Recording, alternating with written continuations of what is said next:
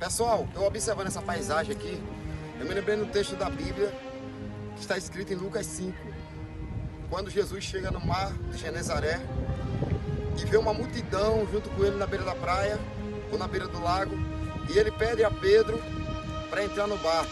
Ele do barco começa a ensinar a multidão, e depois que ele ensina, ele chama o dono da embarcação, Pedro, um dos dois barcos de Pedro, e ele convidou Pedro para ir até o mar alto. E quando chegou no meio do mar da Galileia, Pedro já tinha pescado a noite inteira. Aí Jesus disse, depois que ensinou os discípulos e ensinou a multidão, Jesus disse: olha, Pedro, volte e lance a rede no mar alto. Pedro já estava lavando as redes quando Jesus chegou. E Pedro disse: Senhor, eu pesquei a noite inteira e não peguei nada, mas sobre a tua palavra eu lançarei a rede. E Pedro foi lá e lançou a rede, porque Jesus tinha dito: olha, lançai do lado direito. Com certeza Pedro estava lançando no lugar errado ou do lado esquerdo. Aí Jesus disse: lançai do lado direito. E Pedro foi e lançou a rede do lado direito, no mar alto.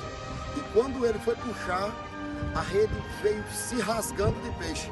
A Bíblia diz que o barco quase veio a pique, veio tanto peixe nessa rede que a rede não estava se aguentando. E quando Pedro viu a quantidade de peixe, ele deu um sinal para os discípulos que estavam do lado de fora vir com outro barco, e a pescada daquele dia foi o suficiente para submergir os dois barcos. E o que é que eu aprendo com isso?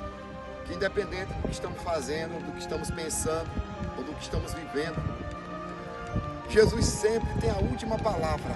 A última palavra sempre vem de Deus, e é Ele quem sabe o local, o ambiente apropriado para cada um dos seus servos. E por que eu estou com essa faca? Porque o homem de quem eu falo era Pedro. E Pedro, ele nunca foi convidado por Jesus para deixar a sua espada.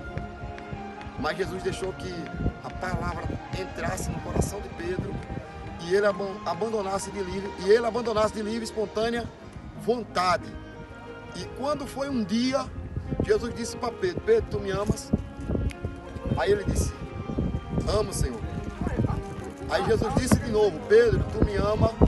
Aí Pedro disse: Senhor, eu te amo. Aí Jesus disse pela terceira vez: Pedro, tu me amas?